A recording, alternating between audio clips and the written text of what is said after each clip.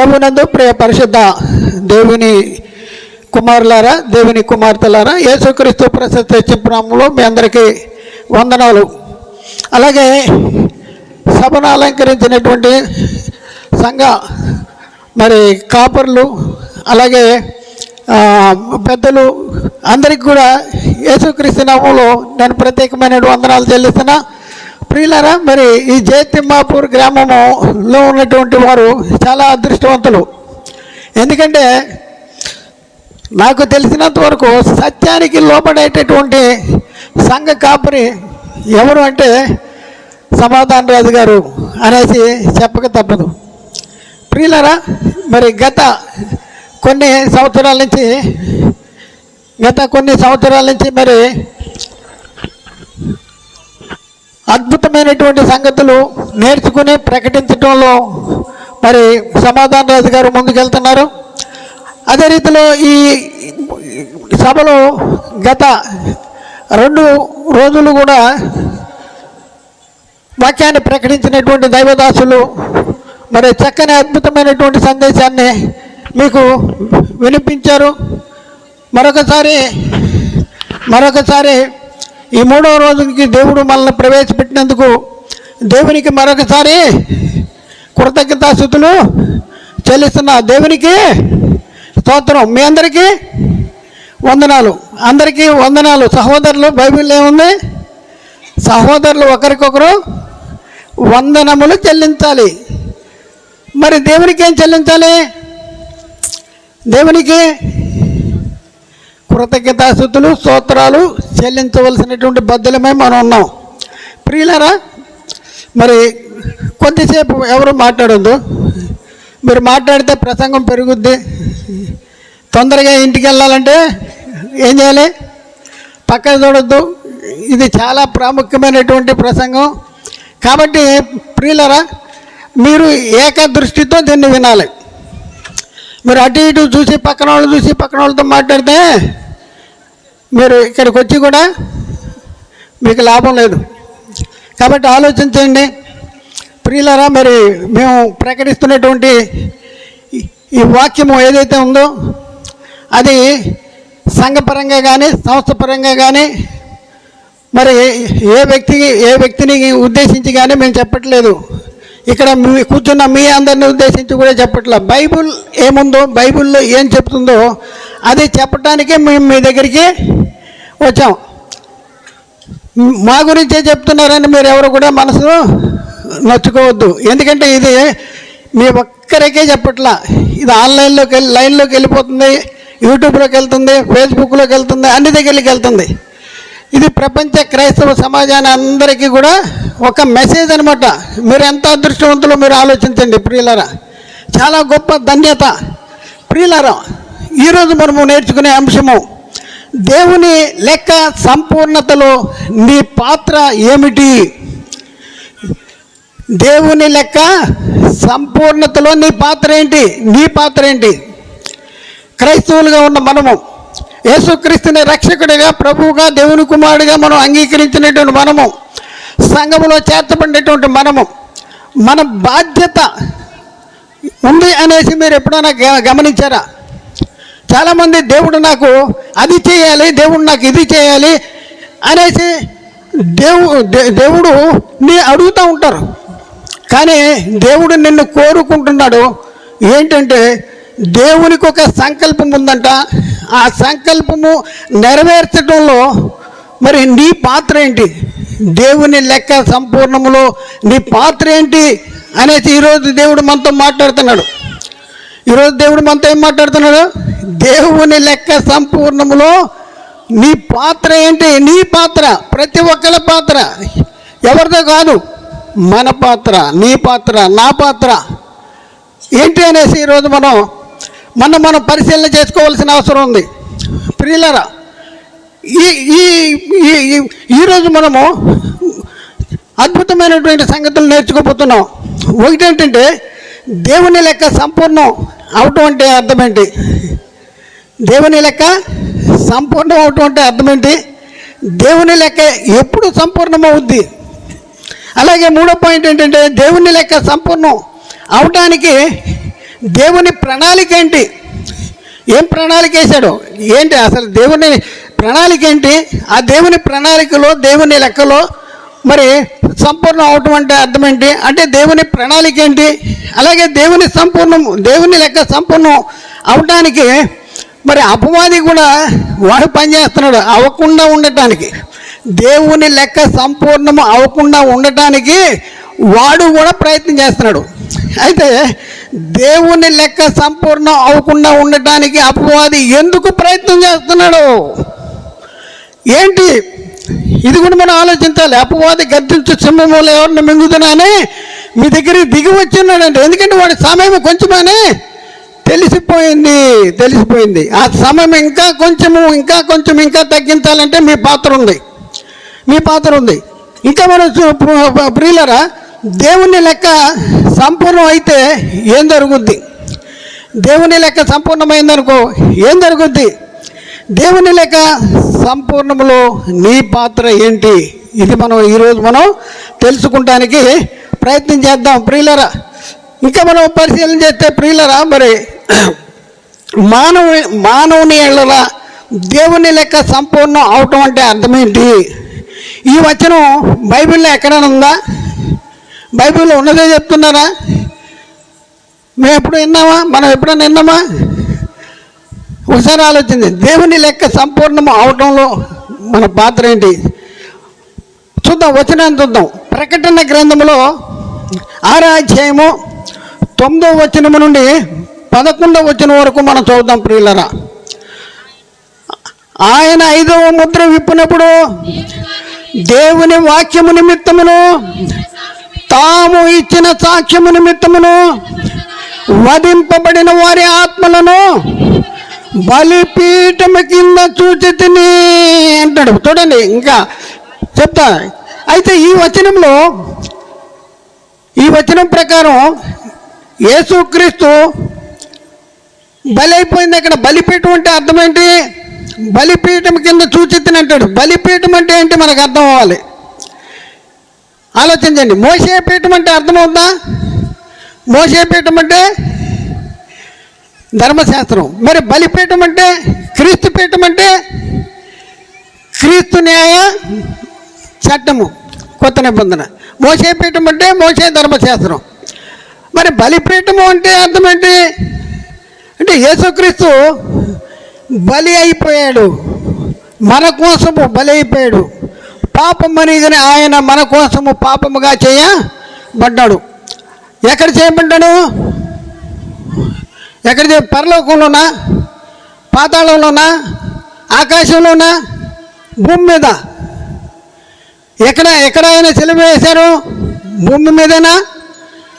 అందుకనే ఇక్కడ చెప్తున్నాడు బలిపీఠం అంటే భూమి అంటున్నాడు, బలిపీఠం కింద చూచితిని అనేసి అంటున్నాడు. ఇంకా 10వ వచనం చూద్దాం ప్రియులరా. 10వ వచనం, ఎక్కడ వాళ్ళు బలిపీఠం కింద ఉన్నవాళ్ళు అంటే భూమి యొక్క క్రింది భాగంలో ఉన్నటువంటి వాళ్ళు, వారు నానా సత్యస్వరూపి పరిశుద్ధుడా ఎందాక తీర్పు తీర్చకయు మా రక్తము నిమిత్తము భూ నివాసులకు ప్రతిదండన చేయక ఉండు అని బిగ్గరగా కేకలు వేశారు. చూద్దాం ప్రియులారా ఈ వచనాన్ని గురించి. ఈ వచనము గురించి మనం ఆలోచిస్తే ఈ బలిపీఠం కింద ఉన్నవారు ఏమంటున్నారంటే, ఎందాక తీర్పు తీర్చకుండా ఉంటాం, ఎవరికి తీర్పు తీర్చాలంట, మా రక్తము నిమిత్తము భూ నివాసులకు ప్రతిదండన చేసేయి అని అంటున్నారు. ప్రతిదండన చేయాలంట భూనివాసులకి. ఎక్కడున్న వాళ్ళు వీళ్ళు మాట్లాడుతున్నారు, భూమి యొక్క క్రింది భాగము బలిపీఠము, భూమి యొక్క క్రింది భాగంలో ఉన్నటువంటి వాళ్ళు. చూద్దాం ప్రియులారా, ఇంకా మనం ముందుకెళ్దాం. 11వ వచనం చూద్దాం. తెల్లని వస్త్రము వారిలో ప్రతి వానికి ఇయ్యబడెను, మరియు వారి వలననే చంపబడబో వారి యొక్కయు సహదాసుల యొక్కయు సహోదరుల యొక్కయు లెక్క పూర్తి అయ్యే వరకు ఇంకా కొంచెం కాలము విశ్రమింపవలనని వారితో చెప్పబడెను. చూడండి ఇక్కడ ఏమంటే తెల్లని వస్త్రము వారికి ఇవ్వబడిందంట. ఈ బలిపీఠం కింద ఉన్న వాళ్ళు భూనివాసులకు ప్రతిదండన చేయి అని అంటున్న వాళ్ళు ఎలాంటి వస్త్రాలు ధరించుకున్నారంట? తెల్లని వస్త్రాలు. అంటే పరిశుద్ధులు వాళ్ళు. అంటే పరిశుద్ధులు అంటే ఎక్కడున్న వాళ్ళు? వీళ్ళు భూమి మీద నీతిమంతులుగా జీవించి పరదేశంలో ఉన్నటువంటి వాళ్ళు, భూమి క్రింద ఉన్నవాళ్ళు, భూమి యొక్క పై భాగాలు అంటే ఈ ఆకాశ విశాలం దాటి పైకి వెళ్తే పరలోకం వస్తుంది. అదే భూమికి కింద ఆకాశ విశాలాన్ని దాటి కిందకి వెళ్తే పాతాళ లోకం వస్తుంది. అంటే భూమి యొక్క కింది భాగంలో ఏ లోకం ఉంది? పాతాళ లోకం. పాతాళ లోకంలో రెండు భాగాలు ఉన్నాయి. ఒకటి వేదనకరమైన స్థలము, రెండు నెమ్మది పొందేటటువంటి స్థలము. దాన్నే ఈ నెమ్మది పొందే స్థలాన్ని పరదేశం అంటారు. ఈ పరదేశంలో ఉన్న వాళ్ళు ఎలా ఉన్నారంట? వాళ్ళకి ఏమి ఇవ్వబడింది? తెల్లని వస్త్రం. పరిశుద్ధులు వాళ్ళు, నీతిమంతులు, దేవుని వాక్యము నిమిత్తము తాము ఇచ్చిన సాక్ష్యము నిమిత్తము వధించబడిన వారి ఆత్మల్ని చూచాను అంటాడు. అయితే వాళ్ళకు ఒక సమాధానం చెప్పబడింది. వాళ్ళకి సమాధానం వచ్చింది ఏంటంటే, వారి వలనను చంపబడు వారి ఎక్కయు, సహోదరుల ఎక్కయు, సహదాసుల ఎక్కయు లెక్క పూర్తి అయ్యే వరకు ఇంకా కొంత కాలము విశ్రమించాలి. లెక్క పూర్తి అవ్వలేదు. ఇంకా కొంతమంది రావాలి అని అంటున్నారు. అయితే ప్రియులరా, ఏమిటి లెక్క? ఈ లెక్క ఎప్పుడు పూర్తవుద్ది అంటే, యేసుక్రీస్తు రెండోసారి వచ్చినప్పుడు ఏం జరుగుద్ది? భూనివాసులకు, అనీతిమంతులకు ఏం జరుగుద్ది? ప్రతిదండన జరుగుద్ది. యేసుక్రీస్తు ఈ లోకానికి వచ్చినప్పుడు భూనివాసులకి ప్రతిదండన జరుగుద్ది. కాబట్టి ప్రియులారా, ఒకసారి ఆలోచించండి. లెక్క పూర్తి అవ్వాలంట. మరి ఆ లెక్క పూర్తి చేసేటటువంటి భాగంలో నువ్వు ఉన్నావా? ఒకసారి మనం ఆలోచించుకోవాలి. దేవుని పనిలో నీ లెక్క ఎంత? ఆ లెక్క నువ్వు పూర్తి చేసే భాగంలో నువ్వు ఉన్నావా? ఇది మనం ఆలోచించుకోవాల్సిన అవసరం ఉంది. అయితే దేవుని లెక్క అంటే ఒకసారి ఆలోచన చేస్తే, దేవుని లెక్క ఏంటి అంటే, దేవుడు జగత్తుకి పునాది వేయబడక మునుపు ఆయన ఒక సంకల్పాన్ని సంకల్పించాడు. ఆయన ఒక ఆలోచనను ఆలోచించాడు. ఆయన ఒక ప్రణాళికను ఏర్పాటు చేసుకున్నాడు. ఎవరి గురించి? దేవదూతల గురించా? ప్రకృతి గురించా? కాదు. నీ గురించి, నా గురించి, మన గురించి ఏమని ఆలోచించాడు? ఆయనకి కుమారులు కావాలంట. కుమారులు అంటే మగవాళ్ళే కుమారులు కాదు, స్త్రీలు కూడా కుమారులే. దేవునికి ఆత్మను బట్టి ఆయనకి కుమారులు కావాలంట. ఆ కుమారులు ఎక్కడుండాలంట? ఎలా ఉండాలి? పరిశుద్ధులుగా ఉండాలంట, నీతిమంతులుగా ఉండాలంట. ఎక్కడుండాలి? తన సన్నిధిలో ఉండాలి. అయితే వీళ్ళని ఎవరిలో ఏర్పాటు చేసుకున్నాడంట? తన కుమారుడైన యేసుక్రీస్తులో ఏర్పాటు చేసుకున్నాడు. ఈ మాటలు ఎక్కడున్నాయి? ఎఫెసీ పత్రికలో 1:4-6 వచనాల్లో, ఎట్లనగా తన ప్రియునియందు తాను ఉచితముగా మనకు అనుగ్రహించిన కృపామహిమకు కీర్తి కలుగునట్లు తన చిత్త ప్రకారమైన దయా సంకల్పము చొప్పున యేసుక్రీస్తు ద్వారా మనలను తనకు కుమారులుగా నిర్ణయించుకుని మనలను ముందుగా తన కోసము నిర్ణయించుకుని మనము తన ఎదుట పరిశుద్ధులమును నిర్దోషులమునై ఉండవలనని జగత్తుకి పునాది వేయబడక మునిపే ప్రేమ చేత ఆయన క్రీస్తులో మనలను ఏర్పరచుకున్నాడు. మనలను ఎవరిని ఏర్పాటు చేసుకున్నాడు? ఎవరినండి? నన్నేనా? ఎవరన్నా ఒక్కళ్ళైనా? అందరినీ ఏర్పాటు చేసుకున్నాడు. ఎవరిలో అంటే యేసుక్రీస్తులో. ఎప్పుడు ఏర్పాటు చేసుకున్నాడు? జగత్తుకి పునాది వేయబడక మునుపు. అయితే ప్రియులారా, దేవుని లెక్క సంపూర్ణ అవ్వాలంటే మరి దేవుడు యేసుక్రీస్తు ద్వారా ఒక ఆజ్ఞ ఇచ్చాడు. ఏమిచ్చాడు? యేసుక్రీస్తు ఏం చెప్పాడు? ఈ లోకానికి వచ్చి ఏం చెప్పాడు? మార్కు సువార్త 16వ అధ్యాయంలో 15-16 వచనాల్లో మనం చూస్తే, మరియు మీరు సర్వలోకమునకు వెళ్ళి సర్వ సృష్టికి సువార్తను ప్రకటించుడి. ఏం చేయమనండి? సువార్తను ప్రకటించుడి. నమ్మి బాప్తిజం పొందినవాడు ఆ సువార్త ప్రకటించాలి. సువార్త విన్నవాడు, లోబడినవాడు, నమ్మినవాడు ఏమవుతాడంట? రక్షించబడతాడు. నమ్మని వానికి శిక్ష విధించబడుద్ది. అంటే ఏం చేయాలి? సువార్త ప్రకటన చేయాలి. దేవుని లెక్క సంపూర్ణం అవ్వాలంటే ఏం చేయాలంటే సువార్త ప్రకటించాలంట. సువార్త ప్రకటించాలి.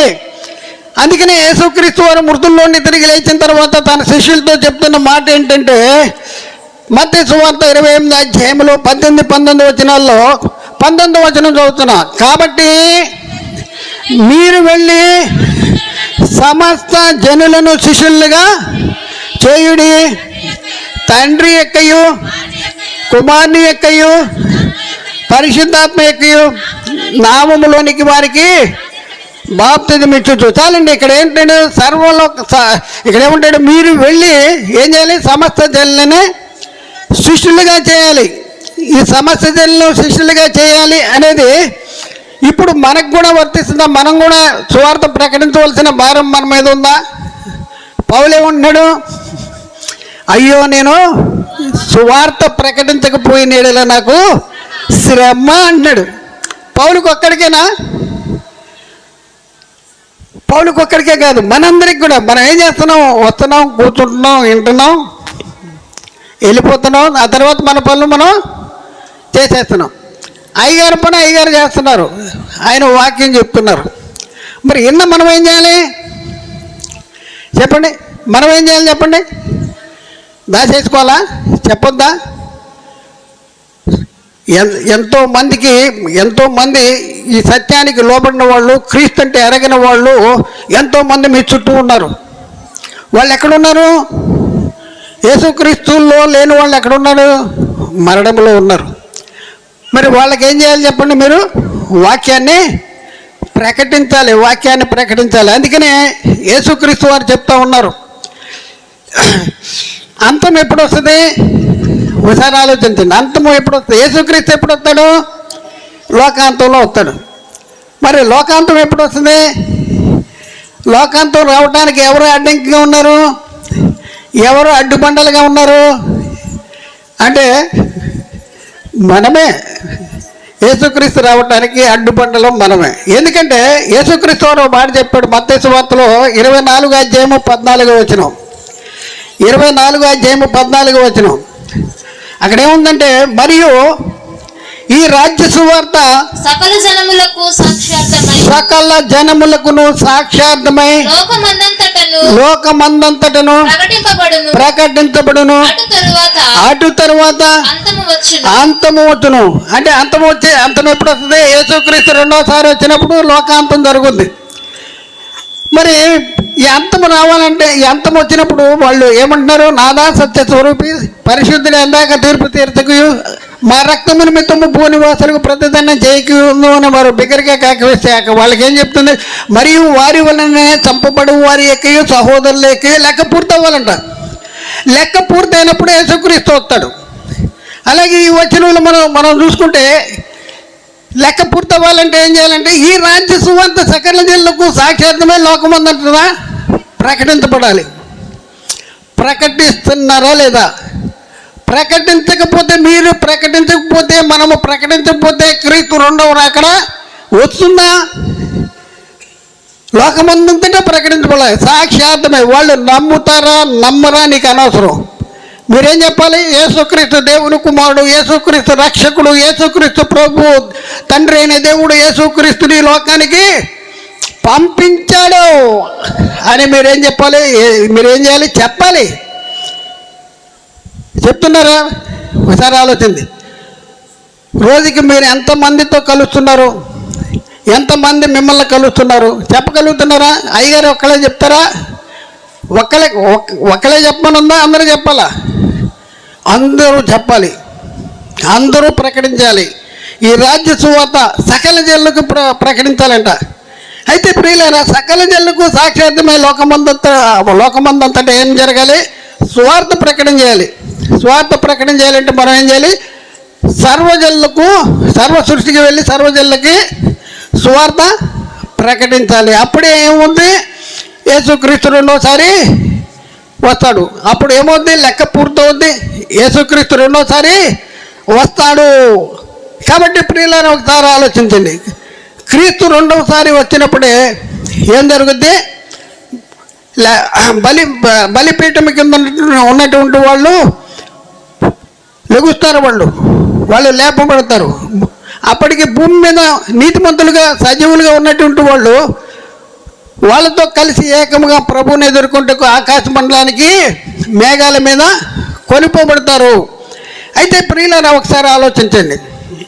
సువార్త ప్రకటించబడాలి, ప్రకటించబడాలంటే ఎవరో ప్రకటిస్తారని ఎదురు చూడబాకండి, మీరే ప్రకటించాలి. యేసుక్రీస్తు రక్షకుడు, యేసుక్రీస్తు దేవుని కుమారుడు, యేసుక్రీస్తుని తండ్రి అయిన దేవుడు ఈ లోకానికి మన పాపాల కోసం పంపించాడు. నా పాప కోసం, మన పాపాల కోసం యేసుక్రీస్తు సిలువలో రక్తాన్ని కార్చాడు. సిలువలో కార్చిన రక్తదారుల ద్వారా మన పాపాలు క్షమించబడినాయి. కాబట్టి యేసుక్రీస్తు దగ్గరికి వచ్చి క్రీస్తును రక్షకుడు, ప్రభువు, దేవుని కుమారుడని నమ్ముకుంటే మనకి పాప క్షమాపణ, రక్షణ, నిత్య జీవము, మహిమ, కృప, పరిశుద్ధత ఇవన్నీ కలుగుతాయని మీరు చెప్తున్నారా? ఇన్ని సంవత్సరాలైంది కదా మీరు బాప్తిదాలు తీసుకుని. ఎంతమంది చెప్పారు? మీ ద్వారా ఎంతమంది రక్షణలోకి వచ్చారు? వచ్చి కూర్చుని ఈయన వెళ్ళిపోవటం అనే మన పని, సంఘానికి వచ్చి కూర్చుని వెళ్ళిపోవటం అనే మన పని, 4 పాటలు పాడి 4 పైసలు డబ్బాలు వేసేసి వెళ్ళిపోవటం అనా? ఒకసారి ఆలోచించండి. మీకు బాధ్యత ఉంది, మీకు పని ఉంది. ఏంటి పని అంటే సువార్త ప్రకటించాలి. అయితే మనల్ని సువార్త ప్రకటించుకోకుండా చేసేవాడు ఎవరు అంటే సాతానుగాడే. అంటే సాతాను ఏం చేస్తున్నాడు? సాతాను వెలుగు దూత వేషము ధరించుకుని ఉన్నాడు. వాని పరిచారకులకు, నీతి పరిచారకుల వేషము ధరింపజేశాడు. ఇది ఆశ్చర్యం కాదంట. సాతాను ఏం చేస్తున్నాడు? వెలుగుదూత వేషం ధరించుకొచ్చేసాడు. కాబట్టి సువార్తకు ఆటంకంగా వాడు మనల్ని మభ్య పెడుతున్నాడు, మనకి అబద్ధాన్ని చెప్తున్నాడు. అబద్ధాన్ని చెప్పి మన సత్యంలో నుంచి బయటికి తీసుకువెళ్తున్నాడు. ఒకసారి మనం పరిశీలన చేస్తే ప్రియులరా, మరి ఆదామవ్వలకి దేవుడు ఆజ్ఞ ఇచ్చాడు. ఏమైనా ఆజ్ఞ ఇచ్చాడు? ఈ ఫలము తినదినమున నీవు నిశ్చయంగా చచ్చదవు అన్నాడు. తిన్నారా లేదా? తిన్నారు. ఎందుకు తిన్నారు? ఎవరు తినమన్నారు చెప్పండి? సాతానుగాడు తినమన్నాడు. సర్పము తన కుయుక్తి చేత, చూడండి పౌలు గారు చెప్తున్నారు 2 కొరింథీయులు 11వ అధ్యాయంలో 1 నుండి 4 వచనాలు అక్కడ చదివితే, దేవాసక్తితో మీ ఎడల ఆసక్తి కలిగి ఉన్నాను. ఎందుకనగా పవిత్రురాలైన కన్యకనుగా ఒక్కడే పురుషునికి అనగా క్రీస్తుకు సమర్పింపవలనని మిమ్మల్ని ప్రదానము చేసి తిని గాని సర్పము తన కుయుక్తి చేత, చూడండి, కుయుక్తి చేత అవ్వను ఒకప్పుడు మోసపరిచాడు. ఆ మోసపరిచినట్లు వాడు ఏం జరుపుతాడండి? మనస్సులను చెరపబడి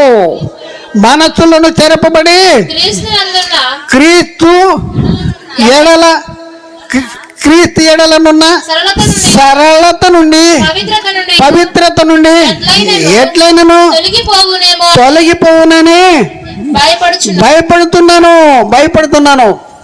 చూడండి ప్రియులారా, సాతానుగాడు ఏం చేశాడు?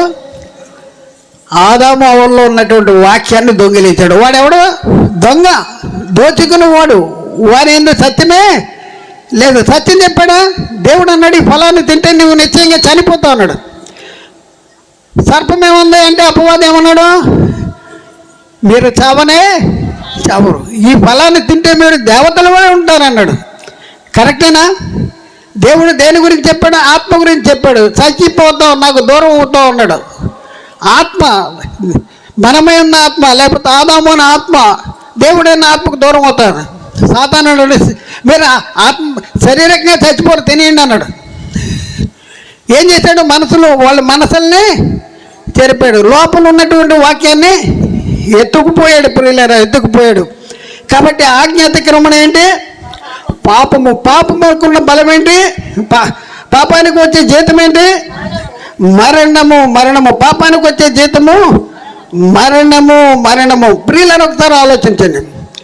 దేవుని వాక్యము ఉన్నంత వరకు ఆదామవలారు దేవుని కుమారులు, దేవునికి వారసులు, దేవుడికి కలిగిన సమస్తానికి వారసులు. అలాంటి పరిస్థితుల్లో మరి ఆ వారసత్వం కానీ కుమారత్వం కానీ ఎందుకు వచ్చింది? ఎప్పటి వరకు ఉంది? వాక్యము, దేవుని మాట, వాక్యము హృదయంలో ఉన్నంత వరకు, దేవుని చిత్తాన్ని జరిగించినంత వరకు వాళ్ళు దేవుని కుమారులుగా ఉన్నారు. వాక్యాన్ని సాధారణ కూడా దొంగిలిస్తే ఏమైపోయాడు? అపవాది కుమారులు అయిపోయారు. ఎప్పటి వరకు దేవుని కుమారులుగా ఉంటారు? ఎవరు దేవుని కుమారులు అవుతారు? దేవుని వాక్యము ఎవరికి వచ్చినో వారే దైవములని నేను చెప్పినలా అంటున్నాడు యేసుక్రీస్తు వారు. యోహాను సువార్త 10వ అధ్యాయము 35వ వచనం, 10:35. యోహాను సువార్త 10:35. లేఖనము నిరర్ధకము కానేరదు కదా, దేవుని వాక్యం ఎవరికి వచ్చునో వారే దైవములని నేను చెప్పినలా నేను దేవుని కుమారునని చెప్పినందుకు తండ్రి ప్రతిష్ఠ చేసి ఈ లోకములోనికి పంపిన వానితో నీవు దేవదూషణ చేయుతున్నావని చెప్పుదురా అన్నాడు. చూడండి, చాలండి. ఏంటంట? దేవుని వాక్యం ఎవరికి వస్తారో వారే దైవాలు. చూడండి, దేవుని వాక్యం ఉన్నంత వరకు ఆదాము ఎవరు? దేవుని కుమారుడు. వాక్యం వెళ్ళిపోతే సాతాను కుమారుడు అయిపోయింది. ఇప్పుడు మనలో దేవుని వాక్యం ఉందా? లేదంట. ఉన్న వాళ్ళు ఏం చేయాలి చెప్పండి? లేని వాళ్ళకి వాక్యాన్ని కూర్చోబెట్టాలి.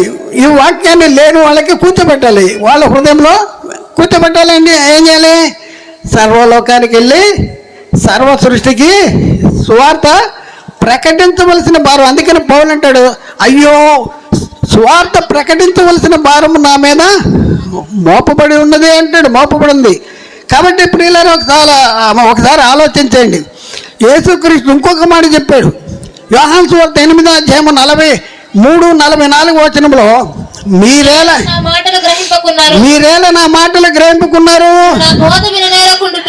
ఏంటంట? మీరేలా నా మాట గ్రహింపుకున్నారంటే మీరు నా బోధ వినకుండిట వలననే కదా. చాలండి. బోధ వినకపోతే, బోధ లేకపోతే ఎవరు సంబంధాలు అవుతారు? ఆదాము దేవుని మాట విన్నాడా? మనం వింటున్నామా? ఎక్కడున్నాం మనం? ఓ ఆదామా అని పిలిచినాడు. ఇప్పుడు నిన్ను పిలుస్తున్నాడు. నువ్వు ఎక్కడున్నావు? బైబిల్ చదువుతున్నావా? వాక్యము వింటున్నావా? వాక్యము ప్రకటిస్తున్నావా? ప్రకటించవలసిన భారం మీ మీద ఉంది. కాబట్టి ఆలోచించండి ప్రియులరా, ఆలోచించండి. అర్థం చేసుకుంటానికి ప్రయత్నం చేయండి ప్రియులరా. మరి ఎంతవరకు మనం సువార్తను ప్రకటిస్తున్నామో ఒకసారి ఆలోచించండి. ఆదామవ్వలు దేవుని ఆజ్ఞను అతిక్రమించారు. హృదయంలో ఉన్న వాక్యం మళ్ళీ ఏం చేయాలి? కూర్చోబెట్టాలి. ఇది దేవుని ప్రణాళిక. మళ్ళీ వీళ్ళు దేవుని కుమారులు కావాలంటే ఏం కావాలి? ఇప్పుడే ఏం చదివాం? లేఖనము నిరర్ధకము కానేరదు కదా అంటాడు. దేవుని వాక్యం ఎవరికి వచ్చినో వారు దైవాలు అంటాడు. మరి దేవుని వాక్యం మన హృదయంలో ఉండాలా? మన హృదయంలోనికి వస్తే మనం ఎవరు అవుతాము? దేవుని వాక్యం ఎక్కడ పెడుతున్నారు? మీరు ఎక్కడ పెడుతున్నారు? సంచుల్లో పెడుతున్నారా? అటకల్లో పెడుతున్నారా? సద్దల్లో పెడుతున్నారా? ఎక్కడ పెడుతున్నారు? ఎక్కడ పెట్టుకోవాలి చెప్పండి? హృదయములో పెట్టుకోవాలి. క్రీస్తు వాక్యము మీ హృదయములో పెట్టుకోవాలి. క్రీస్తును మీ హృదయంలో ప్రభువుగా ప్రతిష్ఠించుకోవాలంట. సమస్త విధములైన జ్ఞానముతో క్రీస్తు వాక్యము మీ హృదయంలో ఉంచుకోవాలి. మన హృదయంలో ఉంచుకోవాలి. హృదయంలో లేకపోతే నువ్వెవరు? సైతాన్. నువ్వు సైతాన్. ఉంటున్నా, చదువుతున్నావా, వింటున్నావా, ఏం చేస్తున్నావు? మరి ప్రకటిస్తున్నావా? ఏం చేస్తున్నావు? ఒకసారి ఆలోచించండి. దేవుడు పని పెట్టుకున్నాడు. మళ్ళీ ఆదాము హృదయంలో వాక్యము సాతాను ఎత్తుకుపోతే మళ్ళీ మానవుని హృదయంలో దేవుని వాక్యము పెట్టడానికి దేవుడు ఒక పని పెట్టుకున్నాడు. ఆ పని పెట్టుకుంటూ ఒక భాగంగానే దేవుడు మోషే ద్వారా ఇశ్రాయేలీలకి చట్టం ఇచ్చాడు. దేవుడు మోషే ద్వారా ఇశ్రాయేలీలకి చట్టం ఇచ్చాడు. ఈ చట్టము ఎక్కడ రాయబడింది? హృదయాల మీద రాయబడిందా? పలకల మీద, రాతి పలకల మీద రాయబడింది. రాతి పలకల మీద ఉండటం వలన మనకు లాభమా? ఎక్కడికి రావాలి? హృదయంలోనికి రావాలి. హృదయంలోనికి వస్తేనే మనము దైవాలు అవుతాం. దేవుని వాక్యం ఎవరికి వచ్చినో వారు దైవాలు అంటాడు. అందుకనే దేవుడు ఏం చేశాడు? క్రొత్త నిబంధన చేస్తానని దేవుడు వాగ్దానం చేశాడు. ఈ వాగ్దానము ఎలాంటిదంటే, వారి మనస్సుల్లో నా ధర్మ విధులు ఉంచేదను, వారి హృదయాల మీద దాన్ని వ్రాస్తాను అనేసి వాగ్దానం చేశాడు. ఈ వాగ్దానము ఎక్కడ చేయబడింది? ఎవరు, ఏ ప్రవక్త ద్వారా చెప్పబడింది? ఇది మనం చూద్దాం ప్రియులారా. ఇర్మీయా గ్రంథంలో 31వ అధ్యాయంలో 31, 32 వచనాలు చూద్దాం. ఇదిగో నేను ఇశ్రాయేలీయులతోనూ యూదా వారితోనూ కొత్త నిబంధన చేయు దినములు వచ్చుతున్నవి. ఇదే యెహోవా వాక్కు. ఐగుప్తులో నుండి వారిని రప్పించుటకై నేను వారికి చెయ్యి పట్టుకున్న దినమున వారి ఎలాంటిదంటే, నేను ఐగుప్తులోంచి వారిని పితల్ని చేయి పట్టుకుని వెలుపలికి తీసుకొచ్చిన దినాన్ని ఒక నిబంధన చేశాడు. అది ఎవరి ద్వారా ఇచ్చాడు? మోషే ద్వారా ఇచ్చాడు. అంటే అలాంటి నిబంధన కాదంటాడు.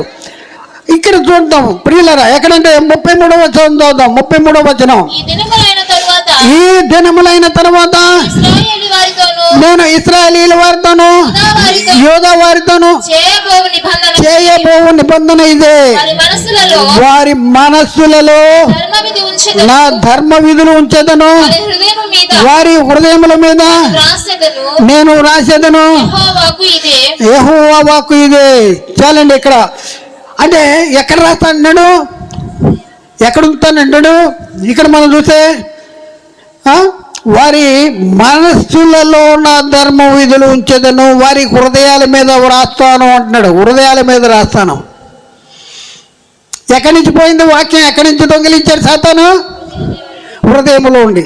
హృదయంలో వాక్యం ఉంటే, దేవుని వాక్యం మనకు వస్తే మనం ఎవరు అవుతాం? దైవాలం అవుతాం. సాతాను దేవుని వాక్యం ఎత్తుకుపోయాడు. సాతానులో అయిపోయాడు ఆదాము. తిరిగి దేవుడు మరి ఏ వాక్యం అయితే దొంగిలించాడో అదే వాక్యాన్ని దేవుడు హృదయంలో పెట్టాలని ప్రయత్నం చేస్తున్నాడు. మొట్టమొదటి దేవుడు మోషే ద్వారా ఇశ్రాయేలీయులకి చట్టం ఇచ్చాడు. అదే ధర్మశాస్త్రం. ధర్మశాస్త్రం వల్ల ప్రయోజనం లేదంటే, వారు నా ఆజ్ఞను, నా మాటలు వెళ్ళలేదంట, నా ఆజ్ఞలో నిలవలేదంట. అందుకనే ఏం చేస్తున్నాడు?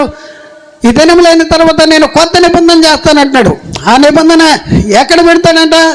వారి హృదయముల మీద, వారి మనసులో నా ధర్మ విధులించేదను, వారి హృదయముల మీద రాసేదను. 34వ వచనం, నేను వారికి దేవుడిని ఉందను. చూడండి ప్రియుల, వారు చూడండి చాలు. ఏమవుతానంటే, ఆదాము అవ్వలు ఏదైతే పరిస్థితి పోగొట్టుకున్నారో, దైవ కుమారత్వాన్ని పోగొట్టుకున్నారో, ఆ దైవ కుమారత్వాన్ని మళ్ళీ ఎలా నేను వాళ్ళకి అనుగ్రహిస్తానంటున్నాడు? కొత్త నిబంధన చేస్తానికి. ఈ కొత్త నిబంధన ఎక్కడ రాయబడుతుందంట? హృదయాల మీద. హృదయాల మీద, వారి మనసులో నా ధర్మ విధులు ఉంచాలి. ఈరోజు వాక్యం ఎక్కడ ఉండాలంటే మనసులో ఉంచాలి, హృదయంలో. వాటిని రాసుకోవలసినటువంటి అవసరం ఉంది ప్రియులరా. రాసుకోవలసిన అవసరం ఉంది. అదే మాటని మనం పరిశీలన చేస్తే ఎబ్రీ గ్రంథకర్త కూడా వ్రాసినటువంటి పరిస్థితి మనం చూస్తూ ఉన్నాం. ఎబ్రీ పత్రికలో 8వ అధ్యాయంలో మనం చూస్తే 8వ వచనం కానించి మనం చూద్దాం. అయితే ఆయన ఆపేక్షించి వారితో ఎలాగో చెప్పుతున్నాడు, ప్రభువు ఇట్లనను, ఇదిగో ఒక కాలము వచ్చుతున్నది, అప్పటిలో ఇశ్రాయేలీయుల ఇంటి వారితోనూ యూదా ఇంటి వారితోనూ నేను క్రొత్త నిబంధన చేయుదును.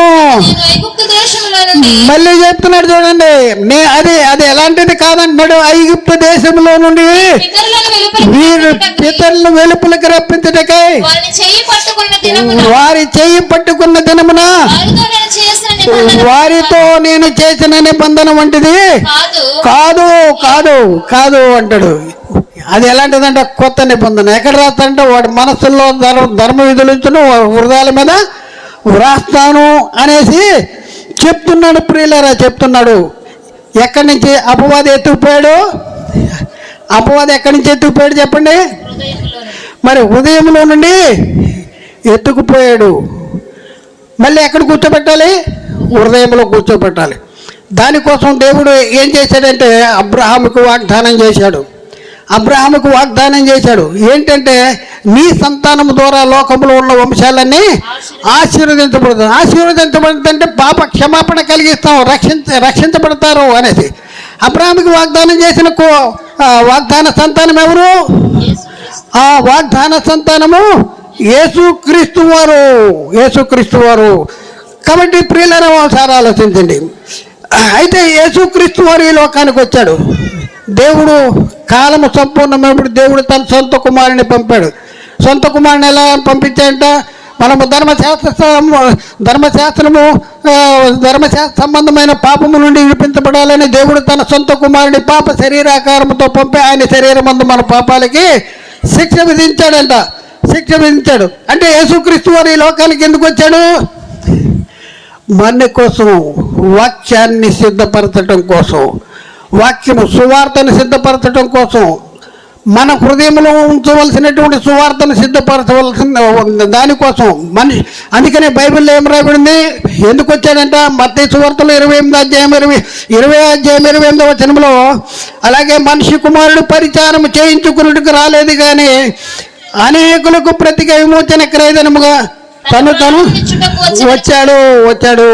విమోచన క్రయధనముగా మన కోసము, మన పాపము నుండి విమోచించడం కోసం. అలాగే ఎందరి కోసం వచ్చాడంటే అందరి కోసం వచ్చాడు. ఈయన అందరి కోసం విమోచన క్రయధనముగా తిమోతికి రాసిన 1వ పత్రిక 2వ అధ్యాయం 6వ వచనంలో ఈయన అందరి కొరకు విమోచన క్రయధనముగా తను తానే అర్పించుకొనేను. ప్రియులారా ఆలోచించండి. అయితే ప్రియులారా ఒకసారి ఆలోచించేస్తే యేసుక్రీస్తు ఎవరి పాపాల కోసం అప్పగించుకున్నాడు? మన పాపాల నిమిత్తం అప్పగించుకున్నాడు. ఎవరిని నీతిమంతులుగా తీర్చడానికి తిరిగి లేచాడు? మనలను నీతిమంతులుగా తీర్చడానికి తిరిగి లేచాడు. ప్రియులారా తిరిగి లేచాడు. అయితే ఇక్కడ మనం చూస్తే యేసుక్రీస్తు ఏం చేశాడు? మృతుల్లోండి తిరిగి లేవటం ద్వారా ఏమైంది అంటే మనం ఒక అద్భుతమైన సంగతి బైబిల్లో ఉంది. మనం రోజు చదువుతాను కానీ మనకు అర్థం అవ్వదు. ఏంటి ఆ సంగతి అంటే సువార్త ద్వారా వెలుగులోనికి తెచ్చాడంట. ఏంటి? సువార్త ద్వారా వెలుగులోకి తెచ్చాడు. తిమోతికి రాసిన 2వ పత్రిక 1వ అధ్యాయము 10వ వచనం. 2 తిమోతి 1:10.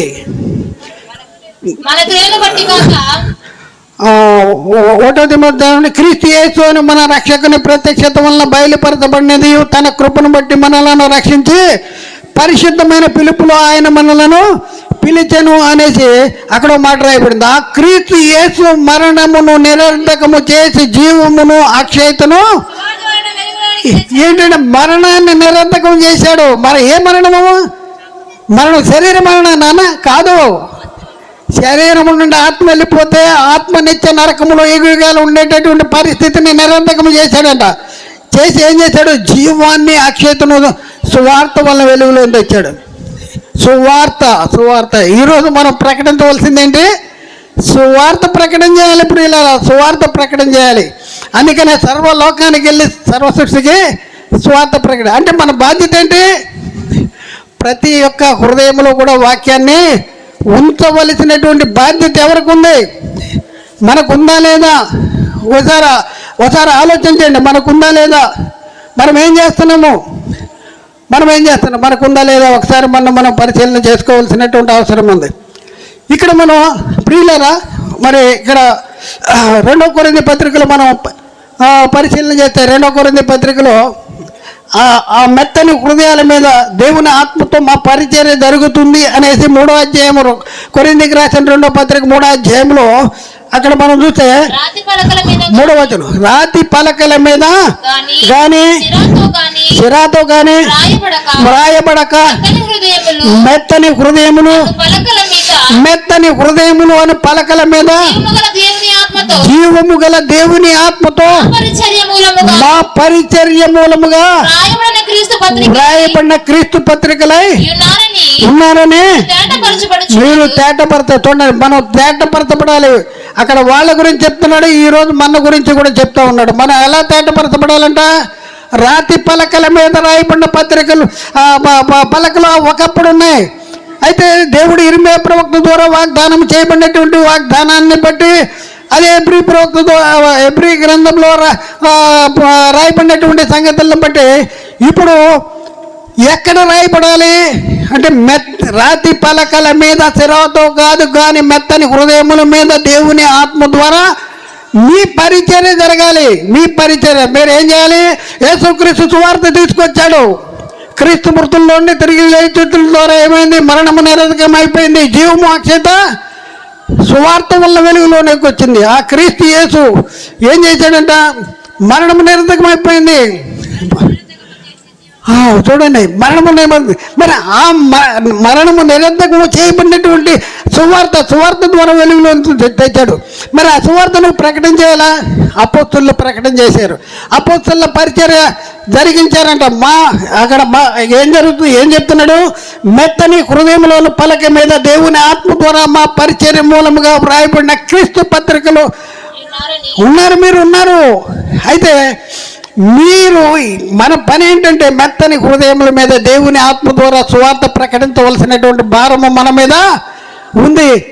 ప్రియులారా, ఒకసారి ఆలోచన. బోధకులు ఒక్కలే సువార్త ప్రకటిస్తారని కాదు, జీతము వాళ్ళకు వస్తుంది. మరి మీకు జీతం వద్దా? మీకు జీతం ఉంది. ఇదిగో నేను త్వరగా వచ్చుతున్నాను, వాని క్రియల చొప్పున సిద్ధపరిచిన జీతము నా దగ్గర ఉంది అంటాడు. మీరేం సంపాదించుకున్నారు? మీ సంపాదన ఎక్కడుంది? ఒకసారి ఆలోచించి చేసుకోండి. సువార్త ఈరోజు ఉన్న పరిస్థితుల్లో మనం సువార్తను విడిచిపెట్టేస్తున్నాను. సువార్త దగ్గరికి రాట్లా. ఏదైతే మన జీవింపజేస్తుందో, ఏదైతే మన రక్షిస్తుందో, ఏదైతే మనకి జీవాన్ని అనుగ్రహిస్తుందో, ఏదైతే మనకి దైవ కుమారత్వాన్ని అనుగ్రహిస్తుందో, ఏదైతే మనకి రక్షణలు దయచేస్తుందో, ఆ సువార్తను చాలా సింపుల్గా తేలిగ్గా దాన్ని లక్ష్య పెట్టినటువంటి స్థితిలో సాతాను మన జీవితాల్లో కల్పిస్తున్నాడు. 100 రూపాయలు అక్కడ పడిపోయినంటే నువ్వు ఎలాంటి బట్టలు వేసుకున్నా సరే గొక్కనే 100 రూపాయలు తీసుకుంటావు. అక్కడ సిగ్గుపడవు. కానీ దేవుని వాక్యము ప్రకటించడానికి సిగ్గుపడుతున్నావా? ప్రకటించలేకపోతున్నావా? నోరుండి కూడా మగవాళ్ళ అయిపోతున్నామా? చూడండి, ఒక్కడిని నశించిపోయే వాళ్ళ మీ భారము బాధ్యత ఏంటి? మనం ఆలోచించుకోవాల్సిన అవసరం ఉంది. పౌలు గారు చెప్తా ఉన్నారు. కొరింథీ పత్రిక మొదటి కొరింథీ పత్రిక 15వ అధ్యాయంలో 1 నుంచి 4 వచనాలు మనం పరిశీలన చేస్తే, మరియు సహోదరులారా నేను మీకు ప్రకటించిన సువార్తను మీకు తెలియపరుస్తున్నాను. మీరు దానిని అంగీకరించి దాని యందు నిలిచి ఉన్నారు. మీ విశ్వాసము వ్యర్థమైతేనే గాని నేను ఏ ఉపదేశ రూపకముగా సువార్తను మీకు ప్రకటించుతును. ఏం చేయాలంటే ఆ ఉపదేశమును మీరు గట్టిగా పట్టుకోవాలంట. గట్టిగా పట్టుకుంటే ఏమవుతుంది? ఆ సువార్త వల్లనే మీరు రక్షణ. చూడండి ప్రియులారా, ఒకసారి మీరు ఒక వ్యక్తి నీటిలో పడిపోయాడు. అంటే నీటిలో అంటే నువ్వులు ఉంటాయి కదా, నీటిలో పడిపోయాడు. నూతులో పడిపోయిన ఆయనకి తాడు ఇచ్చాడంట, కిందకి పైకి రమ్మని. తాడని గట్టిగా పట్టుకుంటే పైకి వస్తాడా, లేకపోతే లూజుగా పట్టుకుంటే పైకి వస్తాడా? గట్టిగా పట్టుకోవాలి. ఇప్పుడున్న పరిస్థితుల్లో మనం రక్షించబడాలంటే దేన్ని గట్టిగా పట్టుకోవాలి? సువార్తను. ఎందుకంటే సువార్తలో మన దగ్గర ఉన్న బైబిల్ చూడండి, శరీరాలకి పోషణ కోసం ఉన్న బైబిల్ ఉన్నది కాదు. బైబిల్ దెయ్యాలను వెళ్ళగొట్టడానికి, దెయ్యాలంటే భయము, తలకి దెండి కింద పెట్టడం. కొంతమంది డబ్బులు కూడా ఏం చేస్తారు, ఇది పర్సు, బైబిల్లో పర్సు అనమాట, ఇందులో దాచుకుంటారు. అలాంటిది కాదు, ఇది ఆత్మను రక్షించేది. ఈ లోకములో మరి ఆత్మను రక్షించేది ఒక క్రీస్తు ద్వారా సిద్ధపరిచినటువంటి, వెల్లడిపరిచినటువంటి, తీసుకొచ్చినటువంటి సువార్తలోనే ఉంది. ఈయన ద్వారానే మనం రక్షణ పొందాలి. ఆకాశం కింద ఉన్న మనుషుల్లో మరి ఏ నామమును కూడా మనం రక్షణ పొందలేము. సువార్త ఎలాంటిదంట? సువార్త యొక్క విశిష్టత ఏంటి? సువార్తను గురించి పౌలు అంటాడు రోమపత్రిక 1:16లో, సువార్తను గురించి నేను సిగ్గుపడును వాడిని కాను కానీ ఏలైనగా నమ్ము ప్రతివానికి మొదట రక్షణ పొందుటకు అది దేవుని శక్తి. ఏదండి దేవుని శక్తి? అది దేవుని శక్తి, సువార్త దేవుని శక్తి. దేవుని శక్తి ఎందులో ఉంది? సువార్త. మీరు ప్రకటించాలి, దేవుని శక్తిని పంచిపెట్టాలి, దేవుని శక్తిని ప్రకటించాలి. మీ ప్రకటన ద్వారా మెత్తని హృదయాల మీద దేవుని ఆత్మ ద్వారా మీ పరిచర్య జరిగించవలసినటువంటి భారము మరి మీ మీద ఉంది అని మీరు గుర్తించగలుగుతున్నారా? ఒకసారి ఆలోచించుకోవాల్సిన అవసరం ఉంది. ఈ సువార్త ఏంటంటే ఆత్మలను రక్షించే వాక్యము. సువార్త వాక్యాన్ని మనం ఎక్కడ పెడుతున్నాం చెప్పండి? బైబిల్ ఎక్కడ పెడుతున్నాం? ఎక్కడ ఉంచుకోవాలి? లోపల నాటబడి మీ ఆత్మల్ని రక్షించు శక్తి గల వాక్యాన్ని సాత్వికంగా అంగీకరించాలి. లోపల నాటపడాలి, జేబులో కాదు. బిళ్ళలు, డాక్టరు రోగం వస్తే డాక్టర్ దగ్గరికి వెళ్తారా? డాక్టర్ ఏంటి బిళ్ళలు రాసిస్తాడు కదా. బిళ్ళలు రాసిస్తే బిళ్ళలు కొనుక్కున్నాడు. బిళ్ళలు కొనుక్కున్న తర్వాత జేబులో పెట్టుకున్నాడు. రోగం తగ్గట్లా, జేబులో ఉన్నాయి, కొనుక్కున్నాడు, జేబులో ఉన్నాయి. 4 రోజుల తర్వాత రమ్మన్నాడు డాక్టరు, మళ్ళీ చూస్తాను నేను. 4 రోజుల తర్వాత వెళ్ళాడు, డాక్టర్ గారు తగ్గలేదంటాడు. డాక్టర్ గారు తగ్గలేదంటే బిళ్ళలు కొనుక్కున్నానే అంటాడు. కొనుక్కున్నానని జేబులోంచి తీస్తున్నాడు. జేబులోంచి కొనుక్కున్నాడంట. ఏంటి మింగలేదా అంటే మింగలేదు. అలాగే క్రైస్తవులు అని చెప్పబడుతున్నటువంటి వారి దగ్గర బైబిల్ ఉంది, కానీ ఆ బైబిల్లో ఉన్న సారాంశాన్ని వారి హృదయాల మీద రాసుకోవటం లేదు. అది మీకు రక్షణకరము కాదు. చేతులు ఉంటే సరిపోదు, సంచిలో ఉంటే సరిపోదు, మీ బ్యాగ్లో ఉంటే సరిపోదు, మీ ఇంట్లో ఉంటే సరిపోదు, మీ అటక మీద ఉంటే సరిపోదు, మీ సజ్జలో ఉంటే సరిపోదు. ఎక్కడ ఉండాలి? హృదయములో ఉండాలి. ఆత్మలను రక్షించు శక్తి గల వాక్యమును మీ హృదయములో భద్రం చేయాలి, హృదయములో ఉండనివ్వాలి, హృదయంలో ఉండాలి, ఎక్కించాలి, హృదయంలో ఎక్కించాలి. కాబట్టి ప్రియులను ఒకసారి ఆలోచించండి. అయితే ఇక్కడ మనం పరిశీలన చేస్తే మరి అపోస్తలులు మరి దేవుని లెక్క సంపూర్ణం కావాలంటే దేవుడు అబ్రహాముకి ఇవ్వబడినటువంటి వాగ్దానము నెరవేరాలి. నెరవేర్చడానికే యేసుక్రీస్తు లోకానికి వచ్చాడు. యేసుక్రీస్తు లోకానికి వచ్చి మరి సువార్తను వెలుగులో తెచ్చాడు. ఆ వెలుగులోనికి తెచ్చిన సువార్తను అపోస్తలులు ఏం చేశారు? ప్రకటించారు. ప్రకటిస్తే ఏం చెప్పారు? రాతి పలకల మీద సిరాతవు కాదు కానీ మెత్తని హృదయాల మీద దేవుని ఆత్మ ద్వారా మా పరిచయం జరుగుతుంది. ఇప్పుడున్న పరిస్థితుల్లో మన బాధ్యత ఏంటి? మనము హృదయంలో ఉంచుకోవాలి, అనేక మందికి హృదయంలో ఈ వాక్యాన్ని ఉంచాలి. ఎందుకంటే ఆ వాక్యాన్ని గట్టిగా పట్టుకుంటే ఆ సువార్త ద్వారానే మీరు రక్షణ పొంది. ఆదాము హృదయంలో దేవుని వాక్యం ఉన్నంత వరకు ఆదాము దైవ కుమారుడిగా ఉన్నాడు. ఇప్పుడున్న పరిస్థితుల్లో దేవుని వాక్యం ఎవరికి వస్తుందో వారే దైవాలు అనేసి కొలసి 3:16లో సంగీతములతోనూ కీర్తనలతోనూ ఆత్మ సంబంధమైన పద్యములతో ఒకరినొకరు బోధించుచు బుద్ధి చెప్పుచు కృపాసహితంగా మీ హృదయములలో దేవుని గురించి గానము చేయొచ్చు సమస్త విధములైన జ్ఞానముతో క్రీస్తు వాక్యము మీలో సమృద్ధిగా నివసింపనీయాలి. అయితే ప్రియులారా మరి ఆలోచించండి, యేసుక్రీస్తు చెప్పిందంటే ఈ రాజ్య సువార్త సకల జనులకు సాక్షార్థముగా ప్రకటించాలి అంటాడు, ప్రకటించాలని చెప్పాడు. అయితే ఇప్పుడు కూడా చాలామంది సువార్త ప్రకటిస్తున్నాము అని అంటున్నారు. అయితే రాజ్య సువార్త ప్రకటిస్తున్నాము అనేసి చెప్పుకుంటున్నటువంటి వారు సత్య సువార్తనే ప్రకటిస్తున్నారా? ఎందుకంటే సాతాను ఆదాము వల్ల మోసం చేశాడు, అలాగే మన కూడా మోసం చేస్తాడు. అందుకని సాతాను తంత్రం ఏంటి ఒకసారి ఆలోచింది. ఎందుకు ఆటంకంగా ఉన్నాడు సాతాను?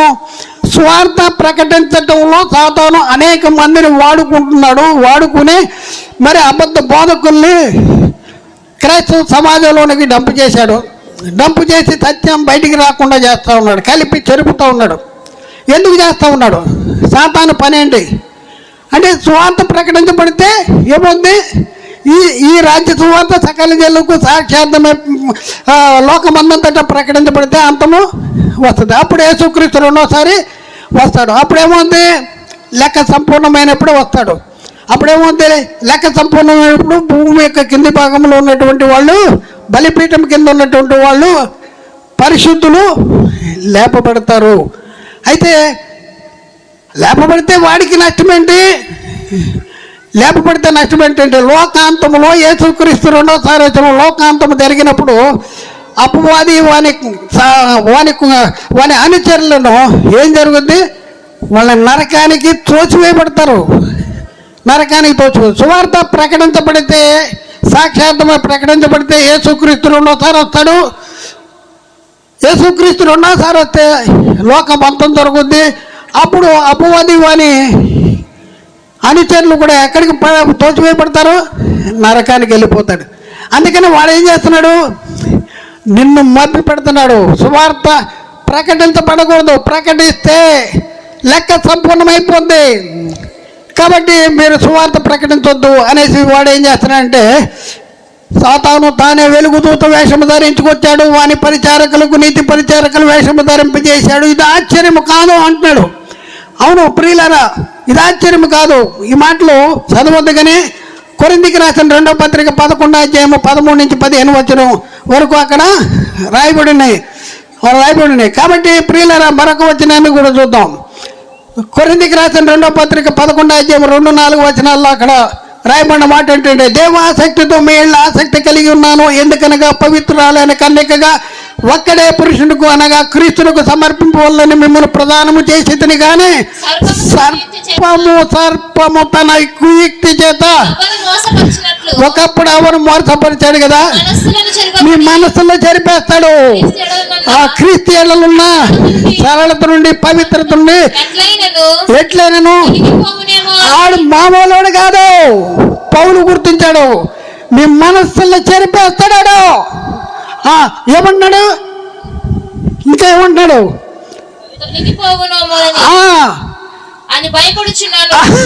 పౌలు గారు భయపడుతున్నాడంటే పౌలుకి భయం అవుతుంది.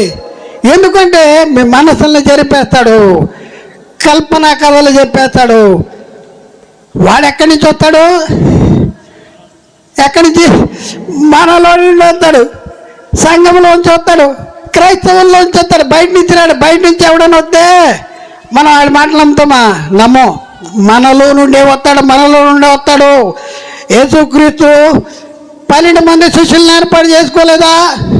మీలో ఒకడు సాతాను అన్నాడు. ఎక్కడుంది మాట రాసుకోండి, చదవద్దు.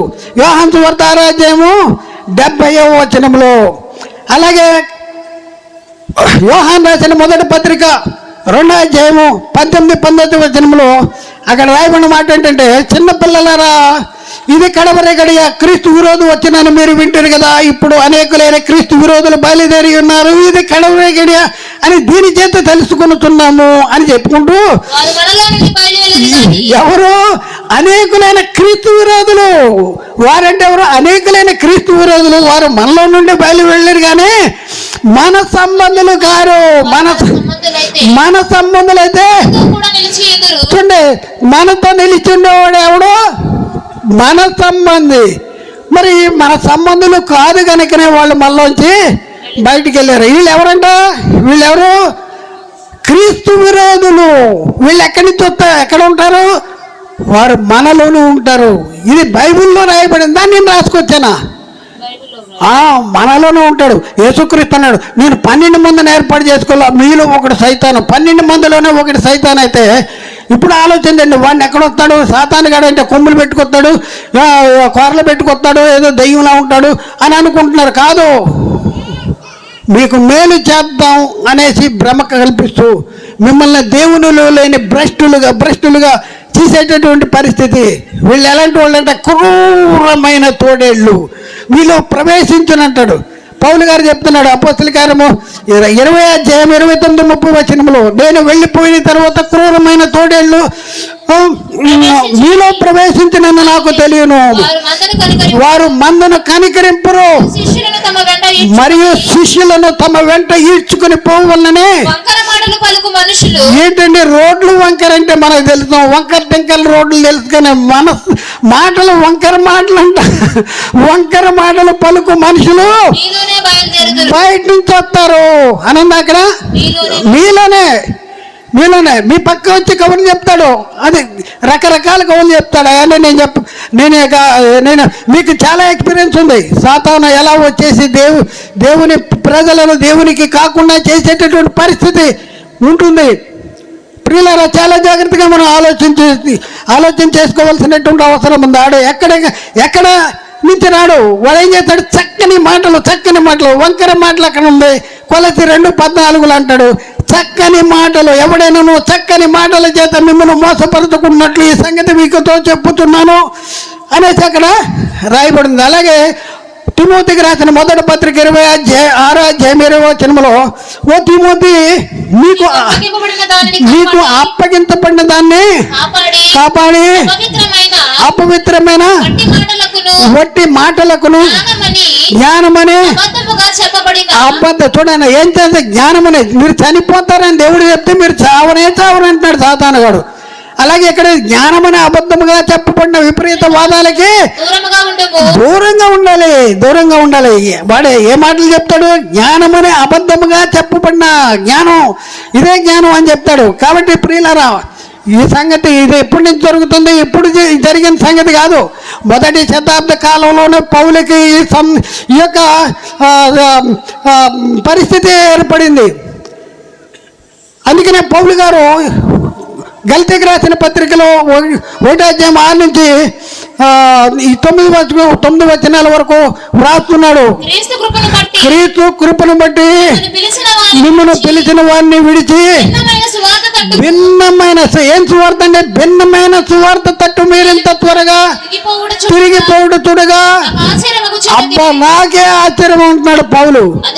అది మరి యొక్క సువార్త కాదు, కానీ క్రీస్తు సువార్తను చెరపగోరి అబ్బా మిమ్మల్ని కలవరపరిచే వాళ్ళు ఉన్నారు. ఏం చేస్తున్నాడు? క్రీస్తు సువార్తను చెరపగోరి మిమ్మల్ని కలవరపరిచేవారు ఉన్నారు అనేసి పౌలు ఆ రోజే చెప్పాడు. ఈరోజు నేను చెప్పడం కాదు, బైబిల్లో రాయబడి ఉంది. పేతురు రాసిన మొదటి పత్రిక 2 అధ్యాయము 1-2 వచనాలను అక్కడ మనం చూస్తే, మరియు అబద్ధ ప్రవక్తలు ప్రజల్లో ఉండి అటువలనే మీలో అబద్ధ బోధకులు ఉందరు. వీరు తమ్మును కొన్న ప్రభును కూడా విసర్జించి తమకు తామే శీఘ్రముగా నాశనము కలగజేసుకొనుచు నాశనకరమైన భిన్నాభిప్రాయములను బోధించుదురు అనేసి అక్కడ రాయబడింది. నాశనకరమైన భిన్నాభిప్రాయాల్ని బోధించేటటువంటి పరిస్థితి. కాబట్టి బోధకులారా జాగ్రత్త. బైబిల్లో తిమోతి గారు రాస్తున్నాడు.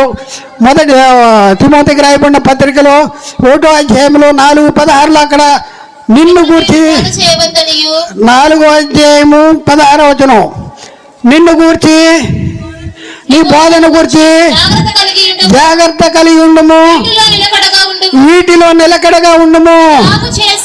ఇలాగూ చేసి నిన్నును నీ బోధ వినువాన్ని రక్షించుకోను. మనం రక్షించుకోవాలన్నా, మన బోధ వినువాన్ని రక్షించుకోవాలన్నా ఏం చేయాలి చెప్పండి? ఏం చేయాలి?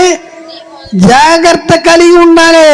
బ్యాంక్ నుంచి 1,00,000 రూపాయలు తీసుకొస్తుంటే చేపలు కడతాం కదా, చేపలు ఎలా కడతాం అలా 1,00,000 రూపాయలని డబ్బుల్ని ఇట్లా ఈ ప్లాస్టిక్ సంచిలోనూ పెట్టి బయటికి కనపడేలా తెస్తామా, 1,00,000 రూపాయలు దాచుకుంటే తెస్తామా? చాలా జాగ్రత్త ఉంటుంది. అలాగే ఇక్కడ మనం చూస్తే నిన్ను గూర్చి నీ బోధన గురించి జాగ్రత్త కలిగి ఉండము.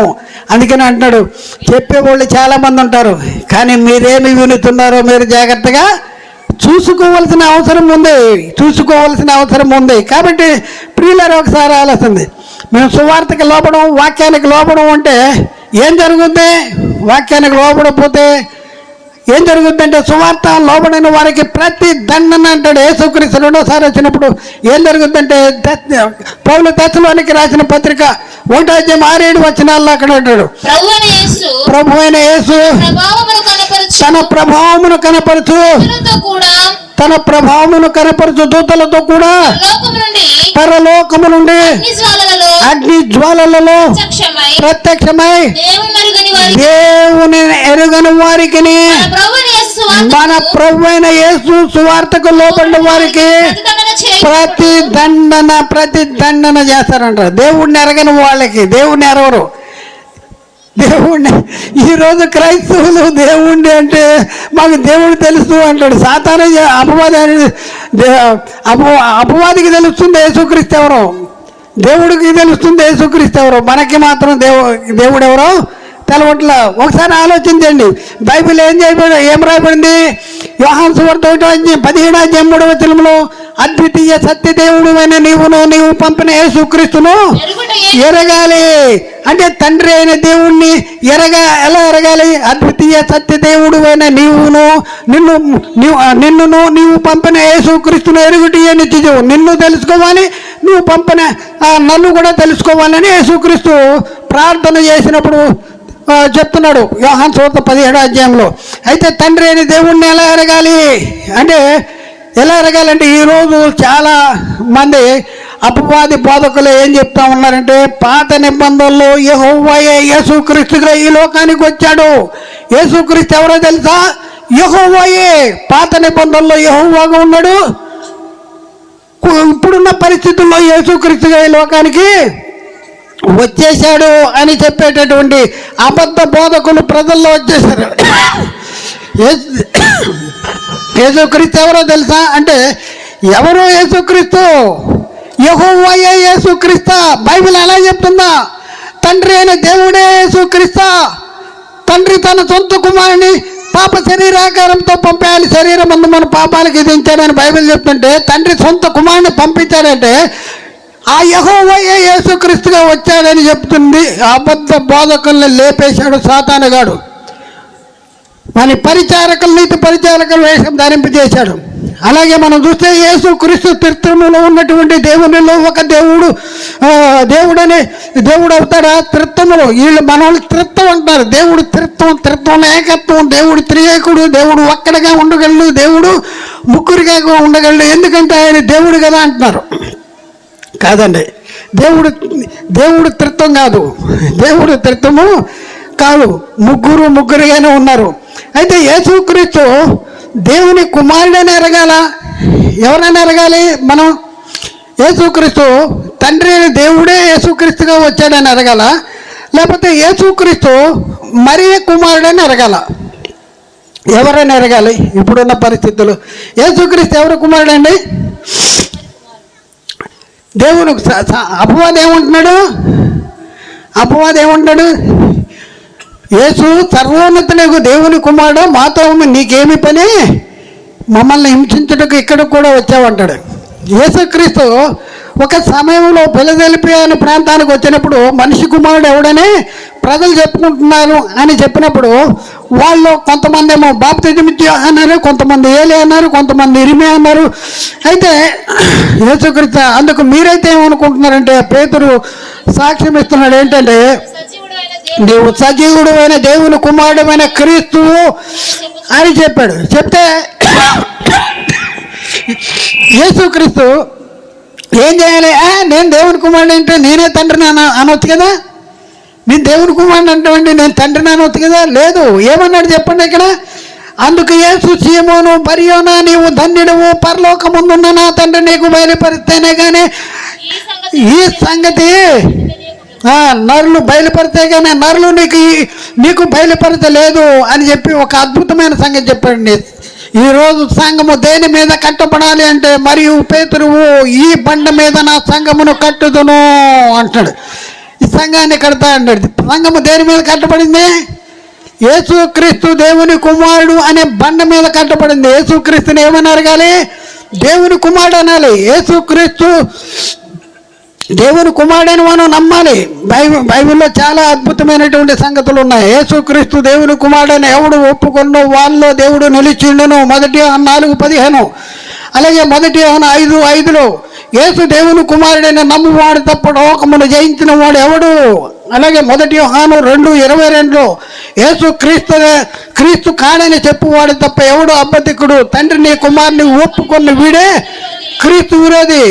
యోహాను రాసిన 1 పత్రిక 2:11 దేవుని కుమారుని అంగీకరించి వాడు జీవము గలవాడు, దేవుని కుమారుని అంగీకరింపని వాడు జీవము లేనివాడు. యేసు దేవుని కుమారుడైన క్రీస్తు అని మీరు నమ్మినట్లును నమ్మి ఆయన నామమున జీవం పొందినట్లును ఇవి వ్రాయబడి ఉన్నవనేసి యోహాను సువార్త 20:31 ఉంది.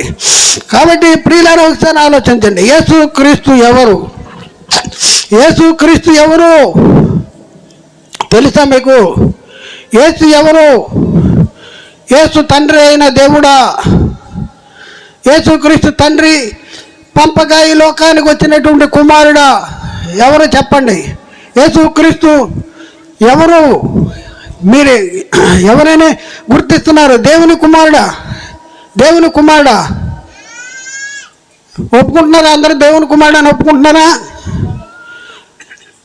యేసుక్రీస్తు దేవుని కుమారుడని నమ్మాలా? యేసుక్రీస్తు దేవుని కుమారుడని ఒప్పుకోవాలా? ప్రపంచము యేసుక్రీస్తు మరియ కుమారుడని ఒప్పుకుంటూ వాళ్ళ క్రియల ద్వారా లోకానికి బాహాటంగా కనపరుస్తున్నాడు. ఈరోజు ఏ టీవీలు చూసినా, ఏ పేపర్లో చూసినా, ఏ సోషల్ మీడియాలో చూసినా యేసుక్రీస్తు మరియ కుమారుడని నమ్ముతూ ప్రకటిస్తున్నటువంటి పరిస్థితి ఉంది. యేసుక్రీస్తు మరియ కుమారుడని నమ్ముతూ ప్రకటిస్తున్నటువంటి పరిస్థితి ఉంది. మీరేమో యేసుక్రీస్తు దేవుని కుమారుడు అని చెప్తున్నారు. బైబిల్ కూడా యేసుక్రీస్తు దేవుని కుమారుడు అని చెప్తుంది. బైబిల్ కూడా యేసుక్రీస్తు దేవుని కుమారుడు అనే బండ మీద కట్టబడింది అని చెప్పబడింది. మరి లోకంలో ఉన్నటువంటి వారు యేసుక్రీస్తు మరియ కుమారుడు అని నమ్ముతున్నారు కదా? నమ్ముతున్నారా లేదా? మేము నమ్మట్లేదు అంటున్నారా?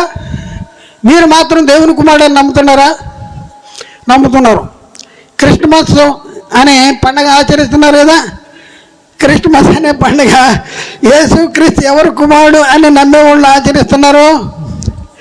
మరియ కుమారుడిని నమ్మేవాళ్ళు ఆచరిస్తున్నారు. దానికి నిదర్శనము మరి మనం చూస్తే ఈరోజు నేను క్రైస్తవుడిని అని చెప్పుకుంటున్నటువంటి ప్రపంచంలో ఉన్న అనేక మంది ప్రజలు క్రైస్తవులు అని చెప్పుకుంటున్న వాళ్ళు యేసుక్రీస్తు మరియ కుమారుడు అని క్రిస్మస్ని ఒక పండగల, క్రీస్తు పుట్టిన దినాన్ని మరి పండగల. యేసుక్రీస్తు ఎవరికి పుట్టాడు? యేసుక్రీస్తు ఎవరికి పుట్టాడు? మరియ లేనప్పుడే యేసుక్రీస్తు ఉన్నాడా? యేసుక్రీస్తు మరియ లేనప్పుడే యేసుక్రీస్తు ఉన్నాడు. యేసుక్రీస్తు ఎవరి కుమారుడు అంటే దేవుని కుమారుడు. యేసుక్రీస్తు ఏం చెప్తున్నాడు? యేసుక్రీస్తు మరి కుమారుడు అని చెప్పేవాళ్ళు చాలామంది ఉన్నారు. మరి యేసుక్రీస్తు ఎవరో తెలవనటువంటి వాళ్ళు కూడా చాలామంది ఉన్నారు. అయితే బైబిల్ ఏం చెప్తుందంటే యేసుక్రీస్తు ఆయన తండ్రి అనేవాళ్ళు చాలామంది చెప్పేది ఏంటంటే యేసుక్రీస్తు తండ్రి అని దేవుడు అనే చెప్పేవాళ్ళు చాలామంది ఉన్నారు. చాలామంది మా దేవుడిని నమ్మండి, యేసుని నమ్మండి అంటారు. మీరు సువార్త చెప్తారు కదా, సువార్త ఎవరు ఏం చెప్తారండి? సువార్త ఏం చెప్తున్నారు? మా దేవుడిని నమ్మండి, యేసుని. ఎవరమ్మా మీ దేవుడు అంటే యేసుక్రీస్తు అంటారు. యేసుక్రీస్తు దేవుడి పంపగా ఈ లోకానికి వచ్చిన కుమారుడైన దేవుడా, లేకపోతే యేసుక్రీస్తు తండ్రి అయిన దేవుడా? యేసుక్రీస్తు కుమారుడైనా దేవుడు. యేసుక్రీస్తుకి కూడా దేవుడు ఉన్నాడంట తెలుసా? యేసుక్రీస్తుకి కూడా దేవుడు ఉన్నాడు, మనకి కూడా దేవుడు ఉన్నాడు. ఎవరు ఆ దేవుడు? ఎవరు ఆ దేవుడు అని చూద్దాం. యోహాను సువార్త 20 అక్కడ మనం చూస్తే యేసు ఆమెతో నేను ఇంకను తండ్రి ఎద్దుకు ఎక్కిపోలేదు కనుక నన్ను ముట్టుకునవద్దు, అయితే నా సహోదరుల ఎద్దుకు వెళ్ళి నా తండ్రియు మీ తండ్రియు మీ దేవుడును ఆయన వాని ఎద్దుకు ఎక్కిపోవచ్చున్నానని వారితో చెప్పుమనెను. ఇక్కడ ఏముందండి? నా తండ్రి మీ తండ్రి. నాకు ఎవరైతే తండ్రి ఉన్నాడో మీకు కూడా ఆయనే తండ్రి. నాకు ఎవరైతే దేవుడు ఉన్నాడో మీకు కూడా ఆయనే దేవుడు. మీరేముంటున్నారు? యేసుక్రీస్తే దేవుడు అని అంటారు. యేసుక్రీస్తే ఉన్నాడు, నాకు కూడా ఒక దేవుడు ఉన్నాడు అన్నారు. మిమ్మల్ని నమ్మాలా బైబిల్ నమ్మాలా?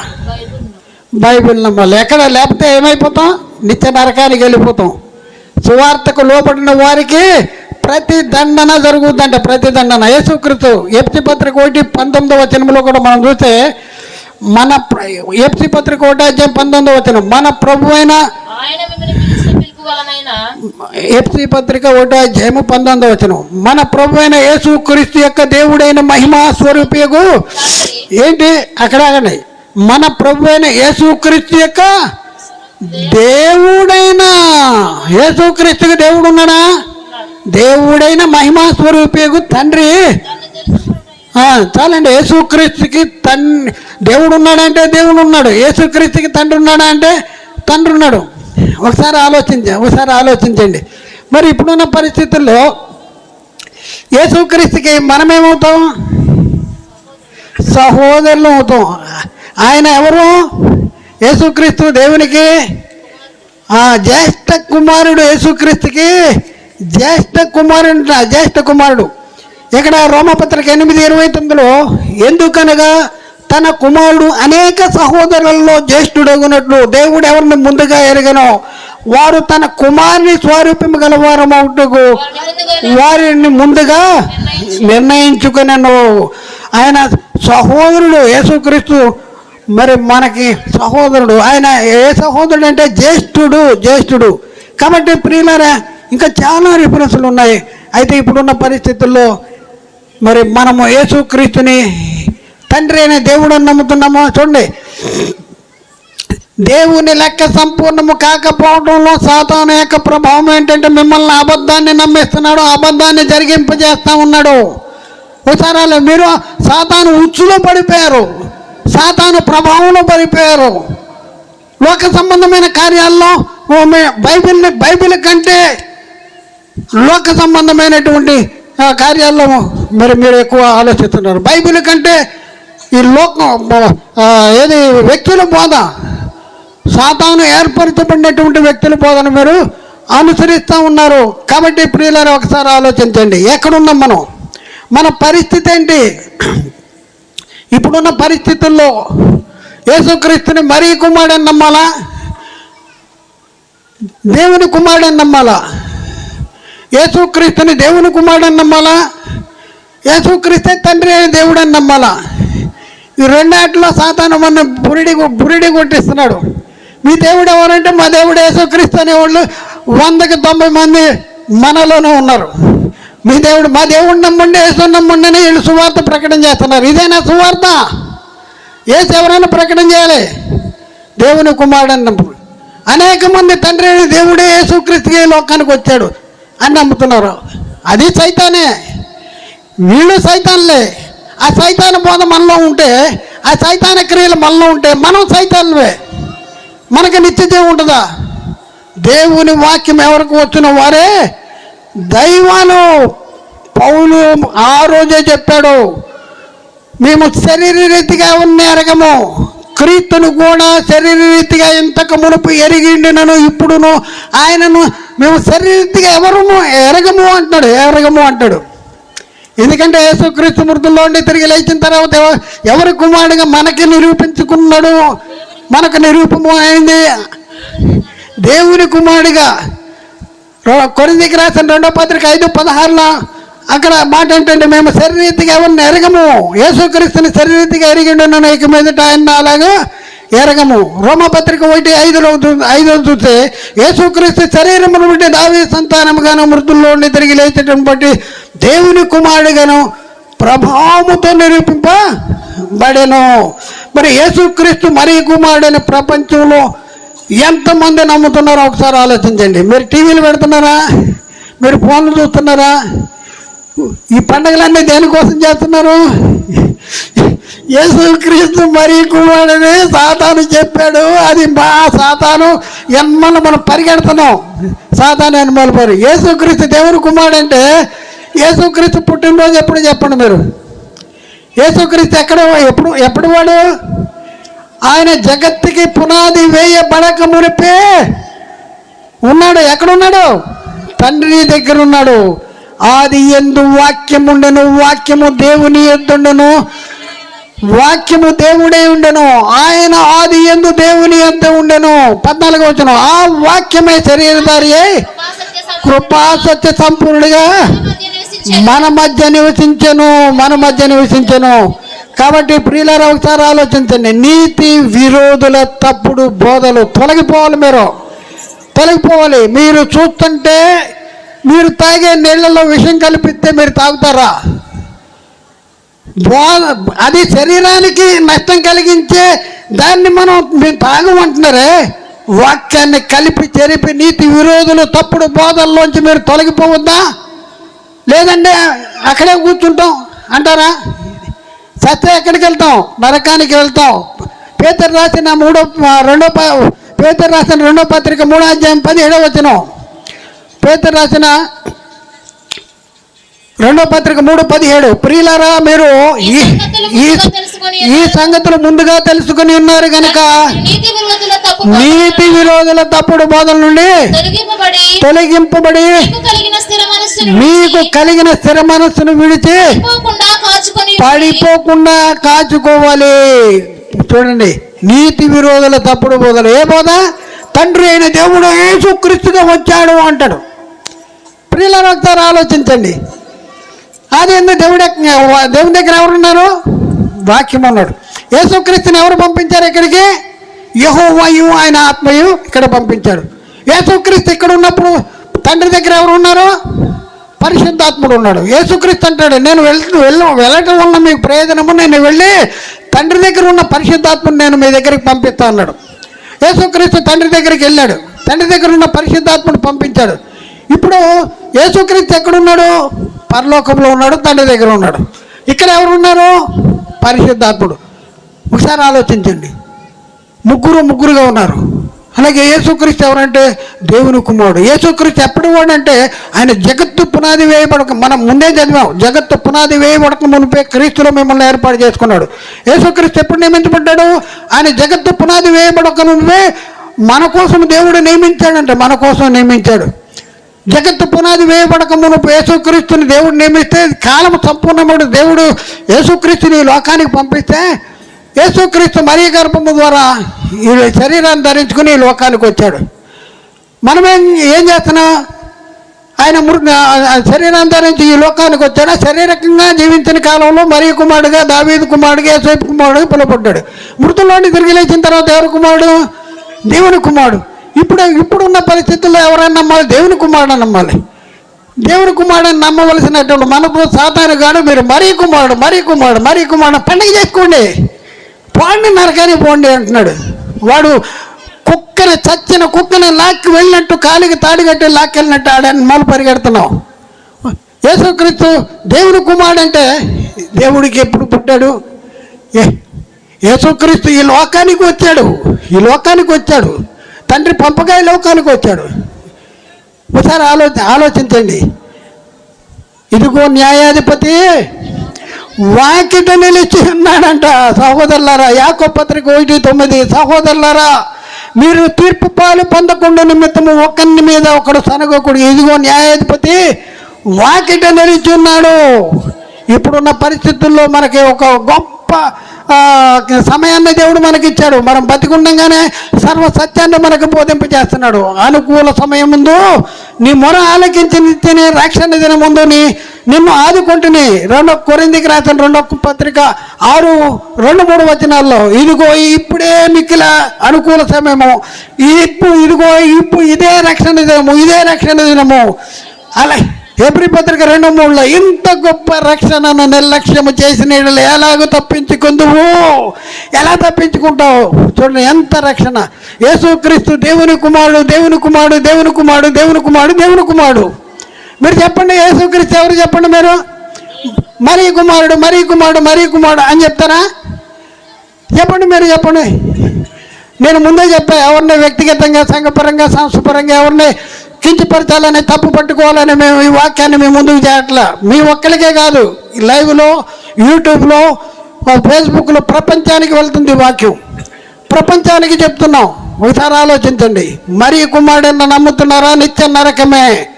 మరియ ద్వారా ఈ లోకానికి వచ్చాడు. మరియ ద్వారా ఈ లోకానికి వచ్చి శరీరాన్ని ధరించుకొచ్చాడు. ఈ లోకానికి రాకమునుపు దేవుని కుమారుడు ఉన్నాడా? యేసుక్రీస్తు ఉన్నాడు అంటే ఉన్నాడు, తండ్రి దగ్గర ఉన్నాడు. మరి బైబిల్ అంతా ఏం చెప్తుంది? యేసుక్రీస్తు దేవుని కుమారుడన్న నమ్మువాడు తప్ప లోకాన్ని జయించిన వాడు ఎవడు అంటాడు. యేసుక్రీస్తు దేవుని కుమారుడు అంటేనే మనకి రక్షణ. మనతో ఏం చేపిస్తున్నాడు? మరీ కుమారుడు, మరీ కుమారుడు అనేసి మనం ఏం చేస్తారు? సంఘంలో ఈ పక్కన పాకేస్తున్నాం, ఈ పక్కనేమో ఈ పశువులు తొట్టి చేస్తున్నాం, ఈ పక్కనేమో గొల్లలో అవన్నీ పెడుతున్నాం. మనకి చాలా సరదా. అక్కడికి వెళ్ళిన తర్వాత తెలుస్తుంది. ధనవంతుడు లాజరు ఉన్నాడు కదా, ఆ ధనవంతుడు చచ్చిపోయిన తర్వాత ఎక్కడికి వెళ్ళాడు? ధనవంతుడు చనిపోయి పాతి పెట్టబడినప్పుడు అతడు పాతాళంలో బాధపడుతూ, తండ్రి పోయిన అబ్రామ, ఈ అగ్ని జ్వాలలో ఏతన పడుతున్నాను, నా నాలుకను చల్లార్చుటకు ఆ లాజరుని వేలుకొన్న ఇంట్లో ముంచి నా దగ్గరికి పంపించు అంటాడు. నేను వేదన పడుతున్నాను అంటాడు. అలాంటి బాధ మనకు రాకుండా, మీకు రాకుండా ఉండటం కోసం దేవుడు మనల్ని ప్రేమించి ఈ వాక్యాన్ని మీ దగ్గరికి తీసుకొచ్చాడు. మరి మీరు నమ్మి వాక్యాన్ని మీరు నమ్మాలి. ఈ నమ్మిన వాక్యాన్ని అనేక మంది హృదయాల్లో మెత్తని హృదయంలో దేవుని ఆత్మ ఆ ద్వారా మీ పరిచర్య జరిగించాలి. మీరు వాక్యము ప్రకటించాలి. మీరు వాక్యము ప్రకటించకపోతే ఏం జరుగుద్ది? దేవుని లెక్క సంపూర్ణము కాదు. దేవుని లెక్క సంపూర్ణం కావాలంటే మీ పాత్ర ఏంటి? మీ పాత్ర ఉందా అంటే మీ పాత్ర ఉంది, నా పాత్ర ఉంది. నా పాత్ర నిర్వహించడానికి అంత దూరం నుంచి ఇంత దూరం ఈ భారీ శరీరాన్ని డొల్లించుకుంటూ వచ్చాను. ఒకసారి ఆలోచించండి. దేనికోసం వస్తున్నాం? దేనికోసం ప్రకటిస్తున్నాం? మాకేమైనా డబ్బుల కోసం వస్తున్నామా, లేకపోతే దేనికోసం వస్తున్నాం? మీరు ఆలోచించాలి. దేవుని లెక్క సంపూర్ణం కాకపోవడం మీలో మరి కాకపోవడానికి కారణం మీరు కూడా ఉన్నారు. ఏంటి అంటే మీరు సువార్త ప్రకటించాలి. వాక్యాన్ని హృదయంలో కూర్చోబెట్టాలి. సాతాను ఏ వాక్యాన్ని ఎత్తుకుపోయాడో ఆ వాక్యాన్ని నీ హృదయంలో ఉంచుకొని నువ్వు అనేక మంది హృదయంలోకి ఉంచాలి. ఆత్మలను రక్షించే శక్తి గల వాక్యము. ఆ వాక్యమే విశ్వాసాలైన మీలో కార్యసిద్ధికి తెలుగుద్ది. ఆ వాక్యాన్ని గట్టిగా పట్టుకుంటే ఆ వాక్యం ద్వారా మీరు రక్షణ పొందువారే ఉంటారు.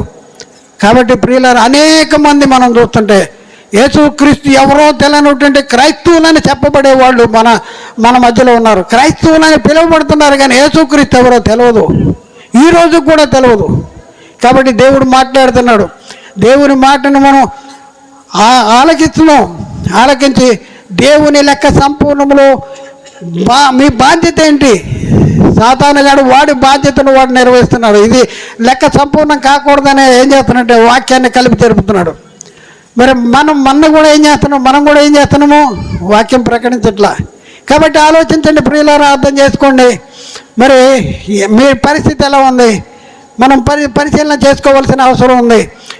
ఇప్పుడే మనం యేసుక్రీస్తుని దేవుని కుమారుడు, రక్షకుడు, ప్రభువు, దేవుడు పంపగా ఈ లోకానికి వచ్చాడు. మరి మన కోసం సెలువులో బలైపోయాడు. క్రీస్తు సెలువులో కార్చిన రక్తధారల ద్వారా మన పాపాలు క్షమించబడినాయి. మరి యేసుక్రీస్తుని దేవుని కుమారుడు, రక్షకుడు, ప్రభువుని నమ్మి బాప్తిజం తీసుకుంటేనే మనకి రక్షణ. యేసుక్రీస్తు మరీ కుమారుడు నమ్మి బాప్తిజం తీసుకుంటే ఎవరికి కూడా బుడ్డ పైసా లాభం లేదు. ఆలోచించండి, అర్థం చేసుకోండి. వాక్యం ద్వారా దేవుడు మీతో మాట్లాడాడు. మీరు నమ్ముతారా? మీరు అనుసరించారా? అది మీ ఇష్టం. మేము అనుసరించుకుంటే అది కూడా దేవుడు మాట్లాడిన ప్రతి మాట ప్రతి ఒక్క హృదయంలో నీరుగట్టి ఫలం చేయనుగాక. ఆమేన్. అందరికీ వందనాలు. దేవునికి స్తోత్రాలు.